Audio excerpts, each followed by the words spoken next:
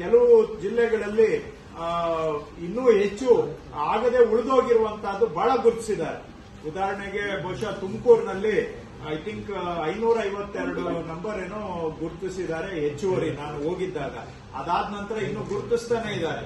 ಹಾಗೆ ದಾವಣಗೆರೆಯಲ್ಲಿ, ಚಿಕ್ಕಮಗಳೂರಲ್ಲಿ, ಹಾವೇರಿಯಲ್ಲೂ ಕೂಡ ಗಣನೀಯ ಸಂಖ್ಯೆ ಗುರುತಿಸಿದ್ದಾರೆ. ಚಿತ್ರದುರ್ಗದಲ್ಲೂ ಸ್ವಲ್ಪ ಗುರುತಿಸಿದ್ದಾರೆ. ಬೇರೆ ಜಿಲ್ಲೆಗಳಲ್ಲಿ ಸ್ವಲ್ಪ ಆಗ್ತಾ ಇದೆ. ಧಾರವಾಡದಲ್ಲೂ ಕೆಲವು ಇದೆ. ಬಟ್ ಇದು ಬಳ್ಳಾರಿ ಇಂಥ ಭಾಗಗಳಲ್ಲಿ ಮತ್ತು ದಕ್ಷಿಣ ಕರ್ನಾಟಕದಲ್ಲೂ ಕೂಡ ಇದು ನಮ್ಗೇನ್ ಸಂಬಂಧ ಇಲ್ಲ ಅನ್ನೋ ತರ ಇದ್ರು. ಕೋಲಾರ, ಚಿಕ್ಕಬಳ್ಳಾಪುರ ಇಂಥ ಕಡೆ ಎಲ್ಲ, ಮಂಡ್ಯ, ಇಲ್ಲೆಲ್ಲ ಮೈಸೂರು, ಚಾಮರಾಜನಗರ. ಆದ್ರೆ ನಮ್ಮ ಪ್ರಕಾರ ಅಲ್ಲೂ ಕೂಡ ಇದಕ್ಕೆ ಅವಕಾಶ ಇದೆ. ಸೊ ಕಂದಾಯ ಗ್ರಾಮ ಹೊಸದು ಗುರುತಿಸುವಂತಹದ್ದು ಆಗ್ಬೇಕಾಗಿದೆ.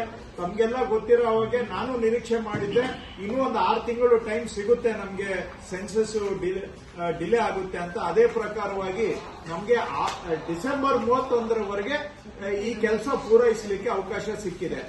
ಈಗ ಡಿಸೆಂಬರ್ 31 ಅಂತೂ ಎಕ್ಸ್ಟೆಂಡ್ ಆಗೋದಿಲ್ಲ.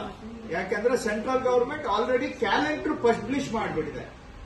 ಸೊ ಡಿಸೆಂಬರ್ 31 ಈಗ ಏನಾಯ್ತು, ಕಳೆದ 2-3 ನಾವು ಹಾಫ್ ಇಯರ್ ಟರ್ಮ್ಗಳನ್ನ ನೋಡಿದ್ರೆ ಎಕ್ಸ್ಟೆಂಡ್ ಆಗ್ಕೊಂತ ಬಂದಿದೆ.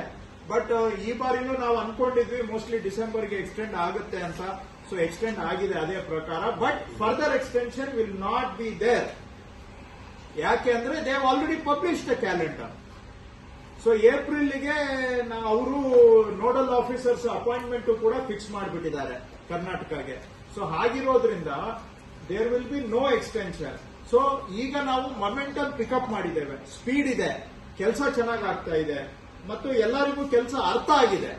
ಸೊ ಇದೇ ಮೊಮೆಂಟಮ್ ಅನ್ನ ನಾವು ಮೇಂಟೈನ್ ಮಾಡಿ ಡಿಸೆಂಬರ್ಗೆ ಕಂಪ್ಲೀಟ್ ಫೈನಲ್ ನೋಟಿಫಿಕೇಶನ್ ಆಗಲೇಬೇಕು.